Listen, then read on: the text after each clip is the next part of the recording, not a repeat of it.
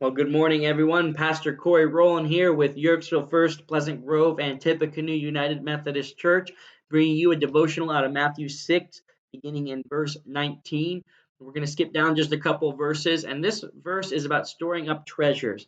And I could not think of a better devotional to share with you on this morning, which is Stewardship Sunday, when we're reminded to use well what the Lord has given us. And it says in verse 19, don't store up treasures here on earth, where moths eat them and rust destroys them, and where thieves break in and steal them. Store up treasures in heaven, where moths and rust cannot destroy it, and where thieves do not break it and steal. So, where are you storing up your treasures this morning? That is the question we can ask.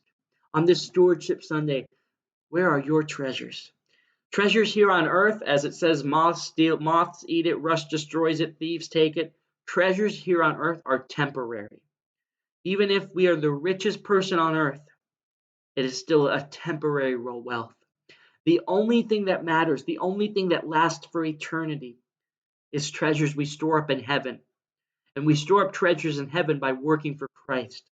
And so, said another way, the only thing that lasts forever is the works we've done for the Lord. And I know as the American people, we do have a tendency to focus on, we want a really good job, we want to support ourselves, we want to make a lot of money.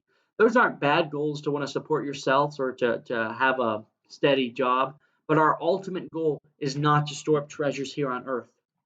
Even if we live in poverty our entire life, the ultimate goal is to store up treasures in heaven. And we don't have to have any prerequisites to store up treasures in heaven. We don't have to have a certain amount of wealth to store up treasures in heaven. All we have to do is work for the Lord, and the treasures are stored up in heaven. And so I ask you today, and I urge you today on this Stewardship Sunday to ask, where is your focus? Where are you storing up your treasures most? Because if it's here on earth, they won't last.